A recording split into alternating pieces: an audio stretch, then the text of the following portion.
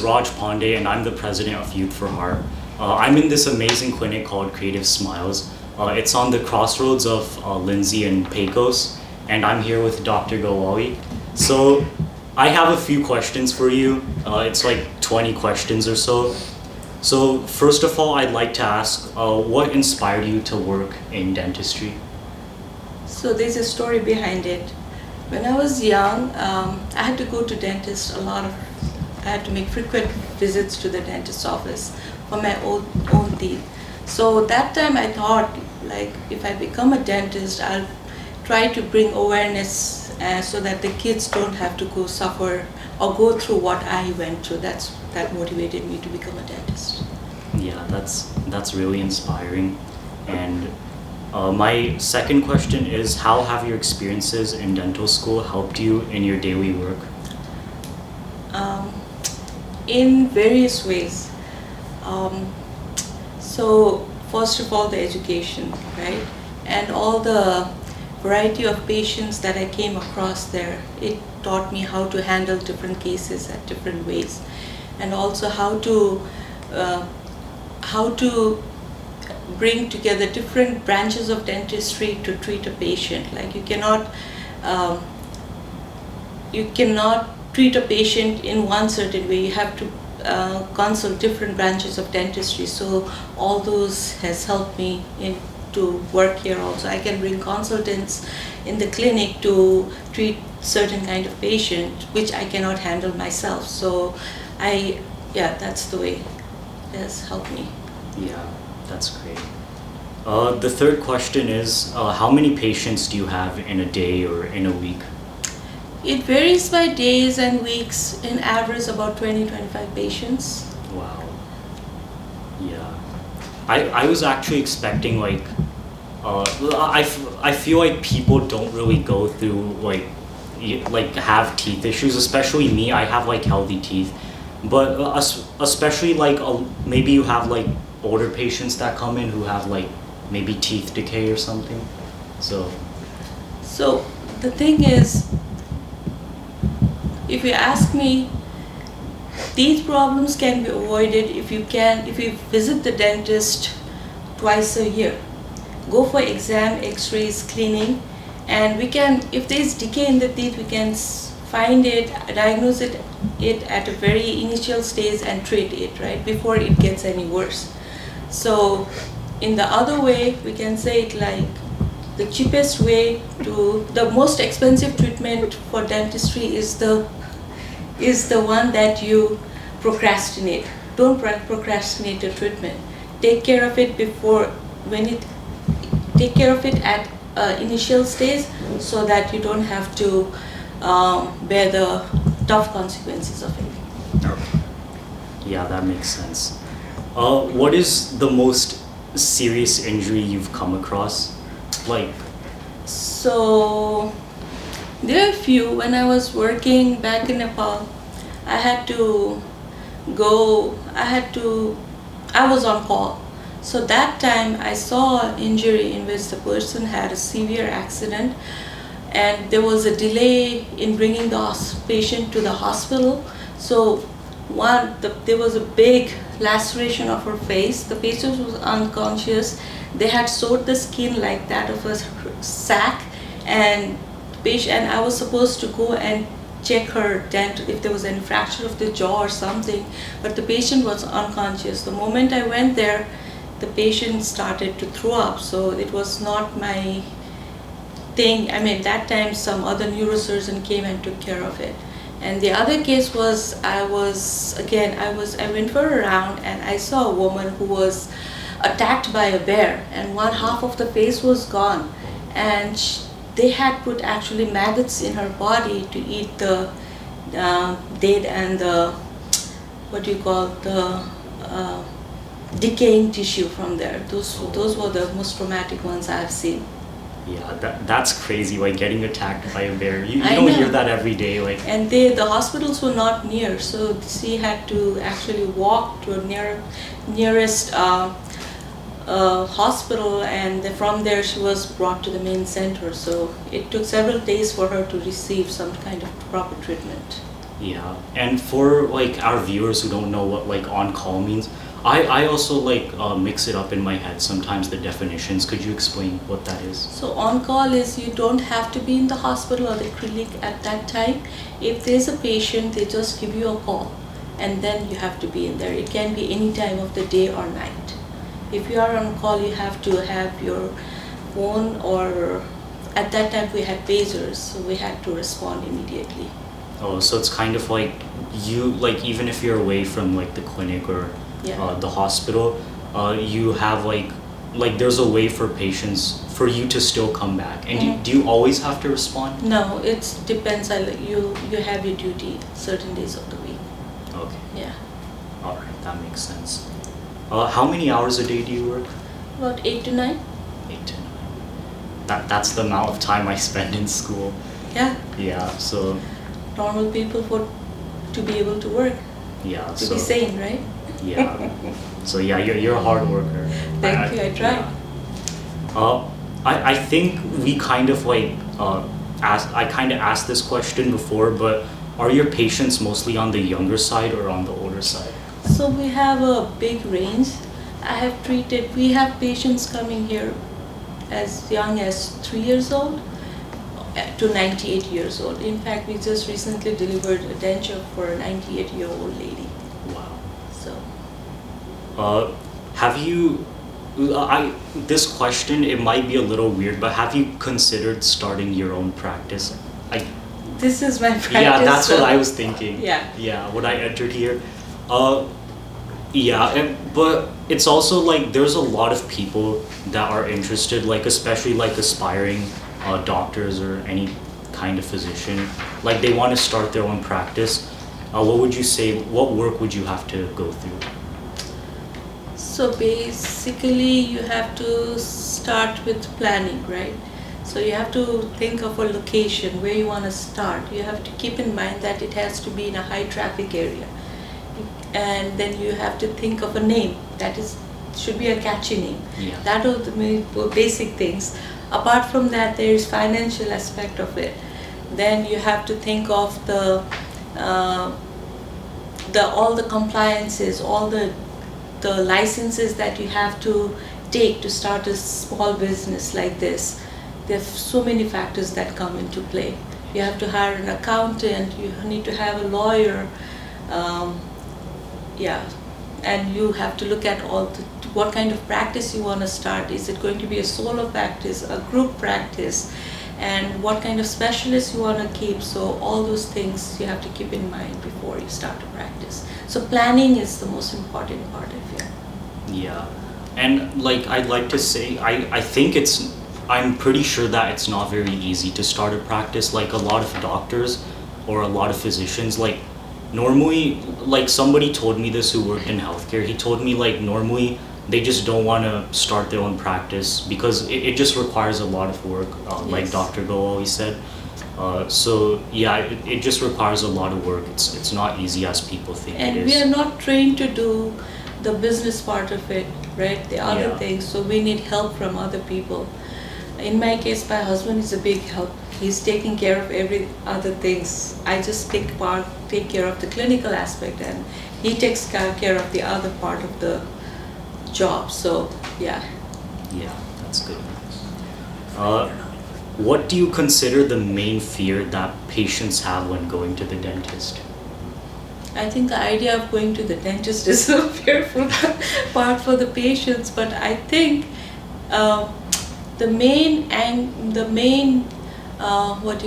fear may have been instilled when they were young, bad experience, or some people in the family may have said, oh, it was a horrible experience, so that could have traumatized them. But nowadays there are so many equipments or so many things that we can use to calm the patients down, like nitrous oxide or laughing gas. We can prescribe some medication to calm the patients down before they come to the clinic. So every clinic is different, but I think they should not delay the treatment or avoid coming to the dentist for the fear of it. Yeah. And I'd say like dentists are like kind of the least scariest of the doctors. Like there's like people have like very serious issues, like they're especially like my family members, they've had a lot of heart diseases, and going to the cardiologist is just a very scary experience. Like you don't know what new issue you're gonna develop and all of that. So yeah, it's really not that bad to go to the dentist. Just go to the dentist, guys, please. And another thing, since you talk about heart, so the gum disease is related to the heart disease. The Oh. gum disease means there's bacteria in the gum, right? So it can go through the bloodstream and affect your heart. So it's very prudent that you go to visit the dentist and take care of the gum disease, prevent gum disease in order to avoid the heart problems as well. I did not know that. I was not expecting a correlation between like the world of dentistry and the world of cardiology. But how common is gum disease? It's pretty common. So gum disease, it varies from minor gingivitis, which is the inflammation of gum, to severe periodontitis, which involves the periodontium, bone loss and all. So gingivitis is the minor form of gum disease in which it's inflammation of gum, and by keeping a good oral hygiene, most of it is taken care of. But for periodontitis, it is more aggressive form, so you need to visit dentist more frequently in case of periodontitis. So to avoid periodontitis, if you visit a dentist every 6 months, get your teeth cleaned, I think you can avoid that issue there. Yeah. How many years of school would a person need to go through in order to be a dentist? So it varies by, I feel, by country I say, because back where I am from, we can go to a dental school after high school. So for us, it's 4 years, and if you want to do residency, additional 3 years, right? But here in US, you have to do a bachelor degree, which is a pre-med kind, and then you go to dental school. So it's longer here to finish a dental school than in other countries. Yeah. I don't know about any other countries. I went to school in Nepal and India, so I'm speaking in terms of those countries. Yeah. Like, yeah, in America, the process here is just very long to become any kind of doctor. Like, even like my family was considering I should go like to London or something to like study like medical, because the process is just quicker there. Mm-hmm. But yeah, good to know. How can artificial intelligence, especially since it's like replacing a lot of, it's like replacing a lot of tasks in like different industries, but in healthcare, I feel like it's affecting healthcare less, but in some ways it still is affecting healthcare. So how can AI improve the work of a dentist and the patient experience? So we've already seen how AI is not affecting, it's helping in a positive way, right? It cannot obviously completely eliminate the human part of it. Yeah. We still need, for example, it helps in diagnosis decay in the caries, like in the x-rays, it shows the areas of decay. But you always need clinical judgment also. You cannot just diagnose based off what AI has shown us. So you go inside, you take a look inside the mouth and then try to correlate what AI is giving us, right? The other ideas is I haven't used it, but they say you can use AI to schedule patient, look at the insurance verification and all that. And also like in other, like when you do a crown prep, or it helps us, it basically makes us our life easier. It's Yeah. making our life easier. Yeah.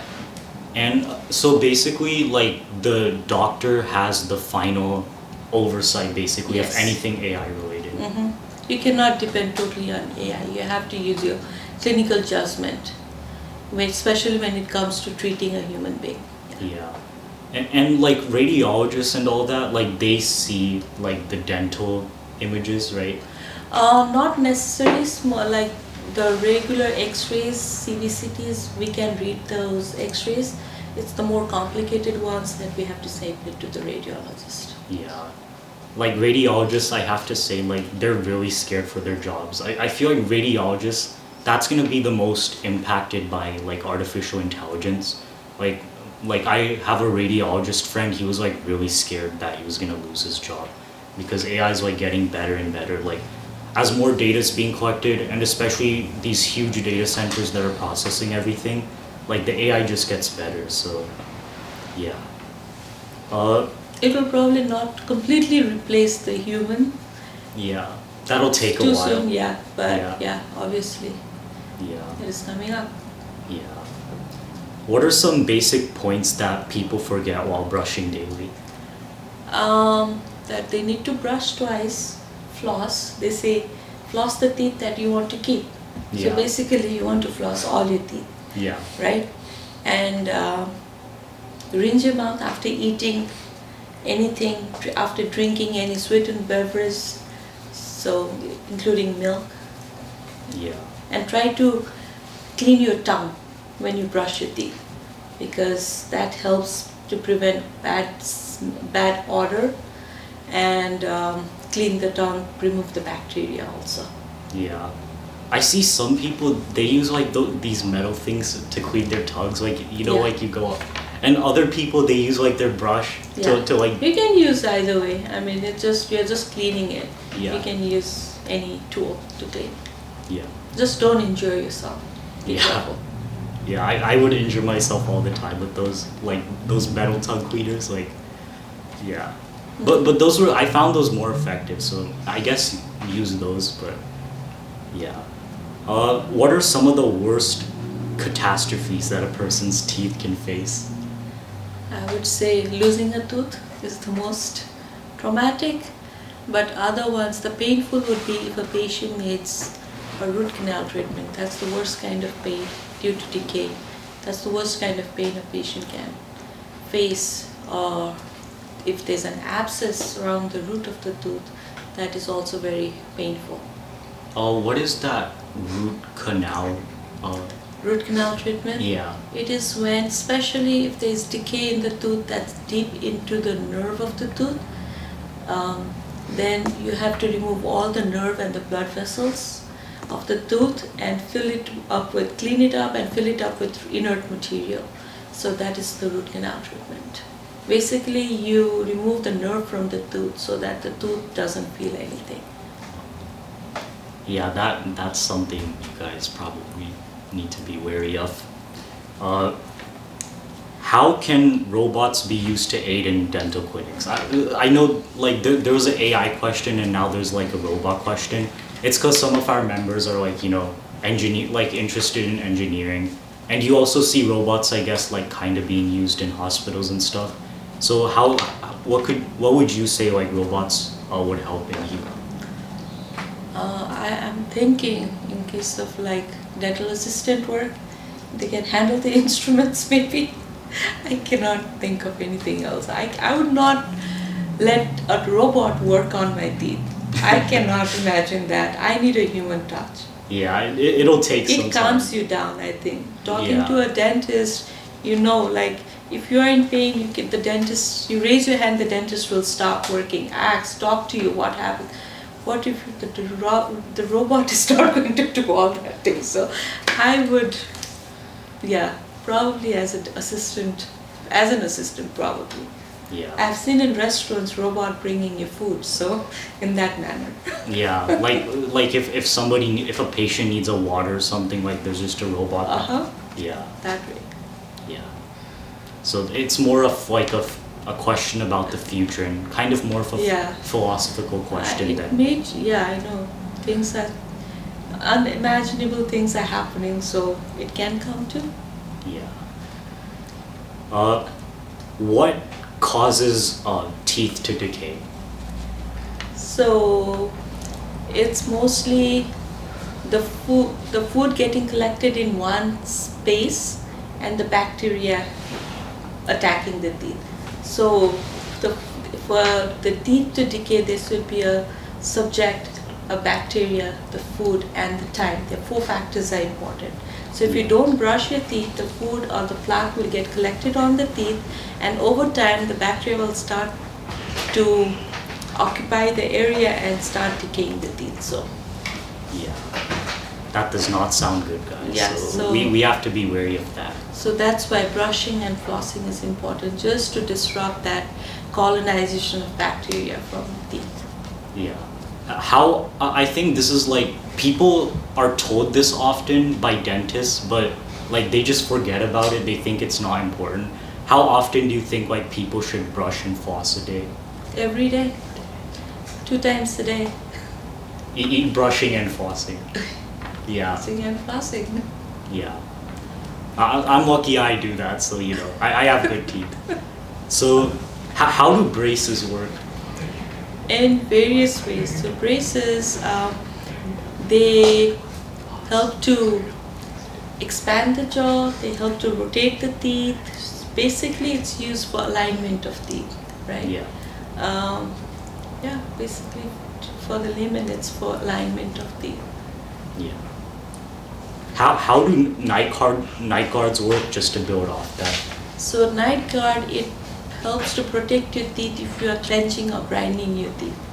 It works as it acts as an interface between your upper and lower teeth, so they are not coming in direct contact with each other, and that prevents and protects the teeth if you are clenching or grinding.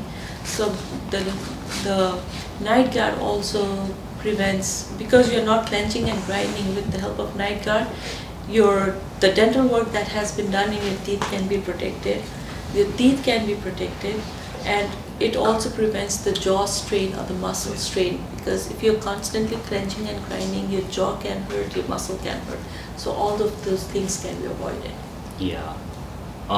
Fun story about myself. A dentist actually recommended me to have like night guards, because I like to this day I have a habit of like clenching my teeth and stuff. Like it's kind of just involuntary. I just do it randomly. Yeah. And I think even now, like a few moments in this interview, I think I've done it. But I've never got a night guard, so who knows? Maybe I should need one. Yeah. Yeah. Maybe I'll come to Creative Smiles and get my night guard. Most welcome. Yeah. So, how often do you encounter a patient who has suffered from like severe tooth loss? So we've seen like completely edentulous patients, meaning patients with no teeth at all, maybe 1 or 2 patients a month. But partial edentulous means patient missing few teeth, can be 2-3 times a week. Yeah.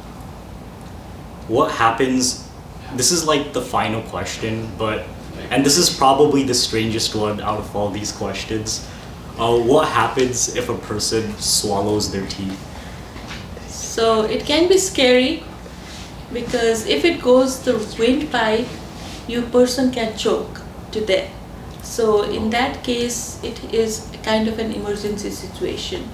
The patient needs to go for a chest x-ray and locate the tooth, right? But if there is no choking, nothing involved, if the patient has swallowed the teeth, probably you'll find it the next day.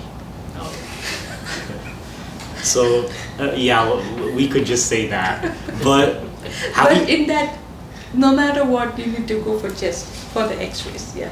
Yeah. We cannot take risk. Yeah. How have you ever encountered a person who swallowed one of their teeth, or maybe some of them, or not a lot the of them? teeth. Usually, patient can, when we are working on a patient, sometimes the patient can swallow crowns, because the crowns, before they are cemented, they can be loose, and if it falls and patient happens to swallow, that can happen, but it doesn't happen too often. And we as dentists and our assistants are trained to be very careful and take precautions so that such incidents do not happen in the clinic. How many, like, this is just like a question I was curious about, like, especially in like Gilbert. In Gilbert, they passed a law against like e-bikes because they're like really dangerous and stuff. And also around Arizona, like kids are just like randomly driving their e-bikes into people, and it's just crazy. So how often have you encountered e-bike injuries? Not in this clinic, but one of my close friends, he has encountered. Luckily, there was no teeth involved. Yeah, I feel like especially like from our previous question, like if someone were to swallow their teeth, it would be from an e-bike injury, because like you're just swimming straight into like Some There are other incidents too. If there's a fall or any kind of car accident, you can fracture teeth. A lot of football players or basketball players, they fall, and even people who go roller skates or ice skating. A lot Yeah. of trauma can happen. Yeah. to build off like football players getting injured and all that, like how often do you encounter an athlete that's getting injured? I have seen, but not in this clinic at this time. Yeah. Yeah. I feel like athletes, they like get, especially like football players or basketball players, they. I've treated a few patients with ski accidents. Oh. Yeah. Yeah. Yeah, skiing. I think I even like dislocated my leg during skiing, and like I've known people that have like just run face first into a tree while skiing. So it makes sense why Yeah. those So wear a accidents would helmet. happen. Yeah. Yeah. Common sense, guys. Just wear a helmet. But yeah, that's basically it. This is our interview with Dr. Gowali. Make sure to check out Creative Smiles. Again, it's on the crossroads of Pecos and Lindsay. So please check it out. And yeah, I really enjoyed this interview. A lot of interesting questions and answers. So I really liked it, and thank you. Thank you, Russ.